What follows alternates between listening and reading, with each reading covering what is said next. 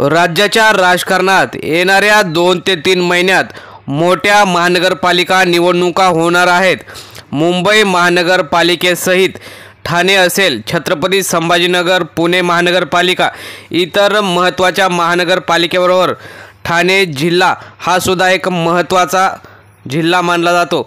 त्यामध्ये ठाणे महानगरपालिका ही ठाणे शहरापुरती असली तरी राज्याची सांस्कृतिक उपराजधानी म्हणून ठाण्याची ओळख निर्माण झालेली आहे।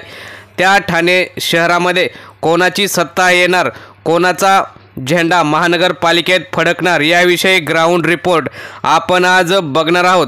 तो सविस्तर बघूया। त्यामध्ये ठाणे जिल्ह्यात जसं एकनाथ शिंदे मुख्यमंत्री झाले आणि आता उपमुख्यमंत्री, त्यांनी आपलं वर्चस्व सगळीकडे सिद्ध केलं।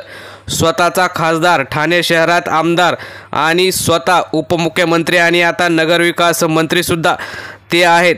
त्यामध्ये ठाणे जिल्ह्यात असेल तर त्यांच्यासोबत भाजपा असली तरी भाजपाने सुद्धा आपला एक आमदार ठाणे शहरात निवडून आणला आहे। त्यासोबत शिंदेंबरोबर त्यांचे परिवहन मंत्री प्रताप सरनाईक, तसेच खासदार नरेश मस्के आणि मोठी संघटना त्यांच्यासोबत आहे। आपण सविस्तर हा ग्राउंड रिपोर्ट बघूया। ठाणे महानगरपालिका विशेषतः आनंद दिघे यांच्या अधिपत्याखाली सगळीकडेच ठाण्यात शिवसेनेचा भगवा झेंडा फडकला होता।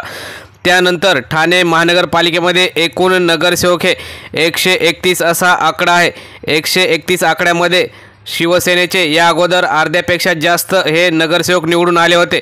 त्यामुळे जास्तीत जास्त शिवसेनेचीच सत्ता या महानगरपालिकेवर होती।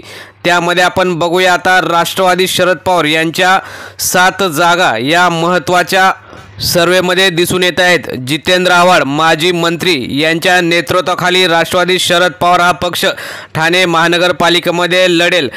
राष्ट्रवादींची ताकद ठाणे शहरात चांगली असताना सुद्धा यावेळी त्यांना 7 जागा दिसत आहेत। त्यामुळे सध्या ते सबसेल फेल होताना दिसत आहेत। त्यानंतर दुसरा पक्ष आहे राष्ट्रवादी अजित पवार गट। अजित पवार यांना 9 जागा मिळताना दिसत आहेत। अजित पवार हे सत्तेत असल्याने त्याचा फायदा होताना दिसत आहे। त्यानंतर काँग्रेसचे नेतृत्व हे काही दिवसापूर्वी एकनाथ शिंदे यांच्या पक्षात गेल्याने काँग्रेसला तिथे कोणी वाली नाही। त्यामुळे 3 जागेवर काँग्रेसला समाधान मानावं लागत आहे। त्यानंतर महाराष्ट्र नवनिर्माण सेना मनसेला येथे 2 जागा येताना दिसत आहेत। 0 जागा असलेला मनसे पक्ष यावेळी 2 जागा घेऊन पालिकेत बसेल असं दिसतं। त्यानंतर इतर आणि अपक्ष या 3 जागा जातील। यामध्ये समाजवादी पार्टी असेल किंवा अपक्ष अशा RPI इंदिसे गट यांना मिळून 3 जागा जातील असं दिसतं। त्यानंतर भाजपाने आपल्या 29 जागा परप्रांतीय मतं आणि योगी आणि मोदीच्या नावावर 29 जागा या ठाणे शहरात भाजपाला दिसतील असं दिसत आहे। त्यानंतर शिवसेना ठाकरेंना यावेळी 17 जागाच मिळत आहेत। राजन विचारे माजी खासदार आणि केदार दिघे जिल्हा प्रमुख यांच्या नेतृत्वाखाली 17 जागांवर आपला विजयी घोडदौड ठाकरेंनी केलेली दिसत आहे। त्यानंतर एकनाथ शिंदे यांच्या 53 जागा आपल्याला दिसत आहेत। शिवसेना, शिंदे गट आणि भाजपा मिळून सत्तेत बसू शकते असा प्राथमिक अंदाज आहे। परंतु त्या अगोदर ठाकरे आणि काँग्रेस असेल किंवा शरद पवार यांच्या गटाने जर अधिकाधिक जोर लावला तर येथे सत्ता बदल निश्चित होऊ शकतो। त्यामुळे ठाकरे, शरद पवार आणि काँग्रेसला येथे अजूनसुद्धा संधी निर्माण झालेल्या दिसत आहेत।